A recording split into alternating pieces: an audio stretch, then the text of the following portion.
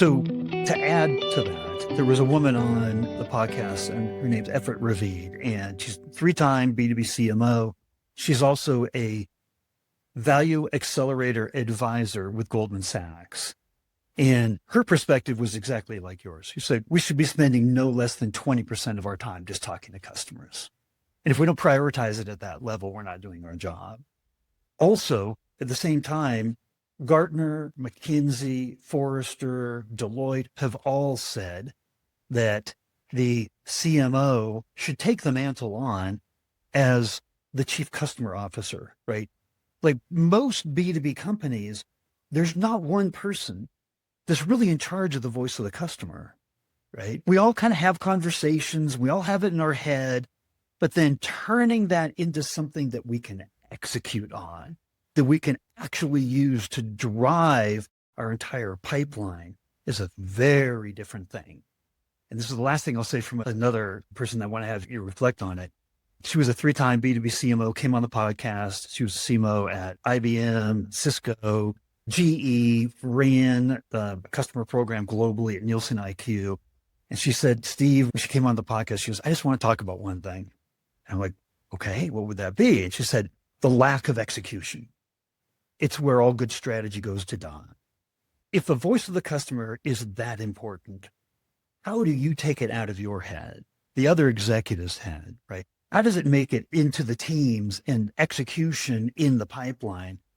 How do you execute on it? That's such a big question. So how do you operationalize, I guess, the voice of the customer? So everything that you're learning and then put that into a strategy, but still execute on the strategy, which I think is a really important thing. It can't just be a pretty slide that we're talking about and saying, oh, good, this year we're going to have the voice of the customer. We're going to make sure we do it. So I think there's a number of ways. And I think we're very lucky that we're marketers. When you're in marketing, what do? You're actually creating a lot of copy. You're creating a lot of content and you're trying to engage that audience in some way and move them through a funnel in some way. And when we think of a funnel, I mean, I never think of a traditional funnel, by the way. I'm not that old school where I'm like drawing a funnel and thinking about the stages. But in any case, there's different messages and there's different ways that you're going to want to bring people through to discover your products and understand. And I think understanding, if we go back to the fundamental part of your customer or your future customer, is really understanding them at a very deep empathetic level.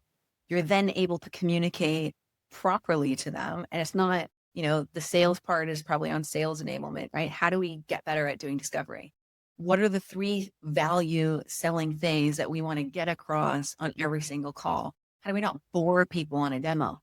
How do we get to the things that really matter to them and distill it down so that it becomes exciting during a demo? And all of this actually starts in marketing, if that's how your marketing team is operating. So, sales enablement is usually sitting with product marketing.